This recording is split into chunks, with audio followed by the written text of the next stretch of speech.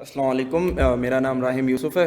मैंने पिछली अटैम्प्ट में 4 पेपर्स दिए हैं, लेकिन इसके अंदर एक टेक्निकलिटी ऐसी है कि पिछली अटैम्प्ट में मैंने 2 दिए थे, उसमें मेरा 1 निकला। उसको मैंने इस अटैम्प्ट में वापस दिया और अल्लाह के करम से वो पास हो गया। अब इस 2 पेपर में 1 फ़ेल होना मेरा जो है ना, इसमें सर की एक बहुत बड़ी बात थी। सर ने ये बोला था कि अगर आपने 2 पेपर दिए हैं और 1 पास हुआ है, तो आई के अपने आपकी कैपेसिटी ये लगाई है कि आप 1 ही पास कर सकते हैं एट अ टाइम, तो आप 1 ही करके दें। लेकिन फिर सर ने आखिर में ऐसी बात करी थी कि इस कैपेसिटी को चेंज भी आप ही कर सकते हैं। ऐसी बात नहीं है कि बस वो लगा दी तो ज़िंदगी भर रहेगी। ये बात की वजह से मैंने इस चीज़ को अपने पर लगाया कि मुझे 4 पेपर इस दफ़ा कुछ भी करके देने हैं, क्योंकि मेरी जो है जिस प्लान से घुसा था सीए में कि मुझे जो है ना 3 अटैम्प्ट्स में देने हैं, तो उसको मुझे कवर करने के लिए इस दफ़ा 4 देना मेरे लिए लाजमी था, 4 निकालना लाजमी था, क्योंकि ये मेरा प्लान था, मुझे प्लान को तोड़ना नहीं था। मैंने हालांकि 4 पेपर देने के बाद जब घर आया तो मैंने चौथी अटैम्प्ट का भी प्लान बना लिया था, लेकिन सर की एडवाइसेस को मद्देनज़र रखते हुए मैंने उनको इस्तेमाल किया। जैसे हमारा उदय भाई ने बोला सीएमए के पेपर में हुआ, सीएमए के पेपर में हम बिल्कुल फ्रीज़ हो गए। सीएमए के पेपर को देख के खौफ आ रहा था कि हो क्या रहा है इस पेपर में, कुछ समझ नहीं आ रहा स्टार्टिंग के 15 मिनट में। लेकिन हमने सर की एडवाइस लगाई कि अगर समझ में नहीं भी आ रहा है ना, तो भी कुछ भी लिखना स्टार्ट करो, लिखो, भले लिखते रहो, कुछ भी लिखते रहो, उसको करते करते करते करते दिमाग से कनेक्ट हो जाएगा। और ऐसा नहीं है कि मेरे को बिल्कुल अचानक से 100% सब याद आ गया, ऐसी बात नहीं है। लेकिन मेरे को इतना याद आ गया कि मैं कॉन्फिडेंट था कि मैं जो कर रहा हूँ ना, मुझे पता चल रहा है कि मैं कर रहा हूँ, सही कर रहा हूँ, सही स्टेप्स पे जा रहा हूँ। भले बेशक आखिर का आंसर पूरा नहीं हो, लेकिन जितना मैंने किया मुझे पता है मैंने सही किया है। अब बी लॉ के जब मैं इसमें आया, लॉ से ही मेरे को सुन के बहुत खौफ था हमेशा से, क्योंकि लॉ के अल्फाज को जो है ना मैंने ए लेवल्स में भी यूज़ किया है। ए लेवल्स में मैंने लॉ का सब्जेक्ट उठाया था और उसको मैंने कुछ 4 से 5 महीने में करके छोड़ दिया था, बीच में से ही ड्रॉप कर दिया, क्योंकि मुझे डर उससे इतना था, इतनी उसके अंदर थ्योरी थी।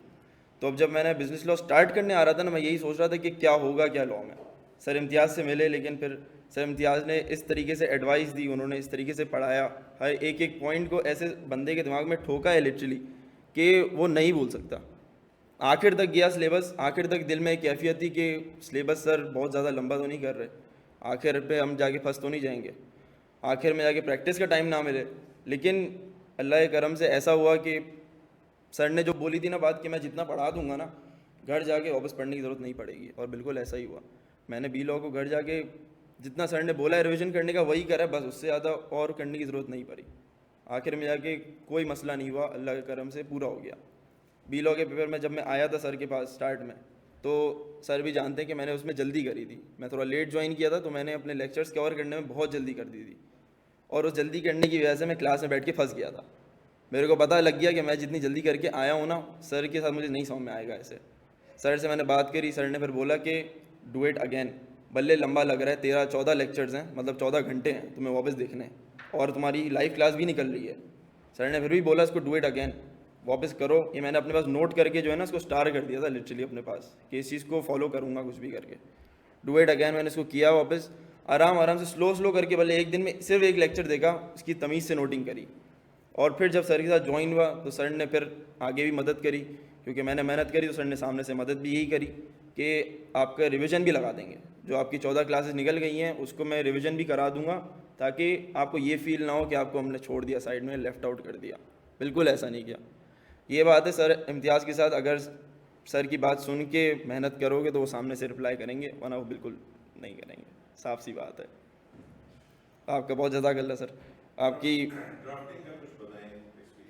ड्राफ्टिंग का एक्सपीरियंस कुछ ऐसा रहा कि पहली क्लास में जब मैं आया ड्राफ्टिंग की क्लास में, सबसे बड़ा ब्लंडर मैंने करा था उसमें, मुझे अभी तक याद है, उसमें पैराग्राफिंग का ब्लंडर किया था, क्योंकि सर ने एक वीडियो भेजी थी हमें ग्राफिंग उसके ऊपर, वो मैंने नहीं देख के आया था। अब सर का मैं रेगुलर स्टूडेंट था, तो सर ने बहुत ज़्यादा गुस्सा नहीं करा, लेकिन सर की कैफियत में पता चल गया था कि ये चीज़ सर को बहुत बुरी लगी है। तो मैंने बैठ के वापस वो वीडियो देखी थी, वापस सही से लिखा था मैंने, और सर के साथ कम्युनिकेट करते करते करते करते बहुत अच्छे तरीके से ड्राफ्टिंग मेरी बेहतर ऐसी हुई कि मेरे हर पेपर में मैं उसको अप्लाई कर पा रहा हूँ।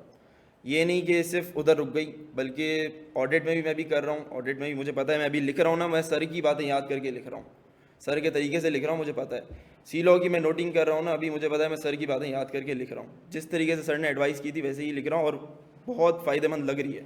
अभी से पता चल रहा है कि मुझे ये चीज़ जो है ना बाद में देखूंगा ना, जैसे बीलो याद आया था वैसे ये सब याद आ जाएगा।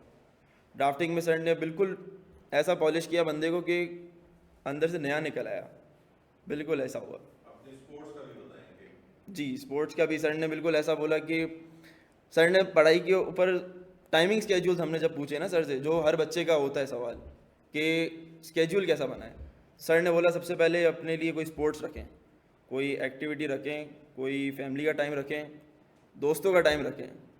इतनी सारी चीज़ें सर ने बोल दी। फिर हमने पूछा सर पढ़ाई कब करें, सर ने बोला ये सब कर लो पहले, इसके बाद अगर टाइम बच जाए तो पढ़ लेना, वरना नहीं पढ़ना। अब हमें ये बात जाहिर सी बात है सुन के तो नहीं समझ में आई कि ये कैसी बात हुई सर, लेकिन उसको पिछली अटैम्प में मैंने थोड़ा थोड़ा अप्लाई करना शुरू किया तो पता चल रहा था कि बंदा जब ये सब करने के बाद पढ़ने बैठता है तो उसके अंदर एनर्जी और वो कैफियत अलग ही होती है। भले वो जैसे लोग बोलते हैं ना कि 15 घंटे 14 घंटे पढ़ो तो ही पास हो गए, ऐसी बात नहीं। अगर ये सब करने के बाद अगर आप सिर्फ 2 से 3 घंटे भी लगा देते हो ना दिन के, तो उसकी प्रोडक्टिविटी उसके बराबर या उससे बहुत ज़्यादा ही होती है। और इस अटैम्प्ट में जो सर ने ये वाली बात करी थी ना, उसको मैं बिल्कुल स्टार्ट से बहुत स्ट्रिक्टली लेके चल रहा हूँ। अपने टाइमिंग मैंने बिल्कुल फिक्स रखे हुए हैं, जिम के, खेलने के, स्विमिंग के, सारी चीज़ों के मैंने फिक्स रखे हुए हैं। उसके बाद घर जाके जो टाइम बचता है फैमिली से होने के बाद फिर मैं पढ़ता हूँ, उसमें तो मेरे को पता चल रहा होता है कि मैं बहुत प्रोडक्टिव पढ़ रहा हूँ, इसमें मैं टाइम 1 मिनट का भी ज़ाया नहीं कर रहा। आखिर में पिछली अटैम्प्ट में भी ये हुआ था कि मैं बिल्कुल फ्रीज़ होना शुरू हो गया था। जैसे आखिरी के अगस्त का आखिरी मंथ था, उसमें बिल्कुल फ्रीज़ होना शुरू हो गया था, मुझसे नहीं पढ़ा जा रहा था, बिल्कुल मैं बेजार हो गया था पढ़ाई से। तो मैंने सर से एडवाइस ली थी, सर को मैंने मैसेज किया था कि मैं क्या करूँ। तो सर ने बोला कि अपनी जगह चेंज करो। सिर्फ सिंपल सी बात करी सर ने, कोई लॉन्ग चौड़ा जो है ना कोई सर ने वो नहीं करा। सर ने बस बोला डायरेक्टली कि अपनी जगह चेंज करो, खुद ही सेटल हो जाओगे। सिर्फ 2 से 3 दिन मैं यहाँ की लाइब्रेरी में आके बैठा, मेरी पेज वापस बैठ गई अल्लाह के करम से, और मैं बैठ गया। और यही अल्लाह के करम से मेरे चारों पेपर निकल गए, वरना तो खौफ था जाहिर सी बात है CMA का सबको, लेकिन अल्लाह का बहुत शुक्र है, सर इम्तियाज़ का बहुत शुक्र है कि उन्होंने इतनी एडवाइस दी। जज़ाकल्लाह सर।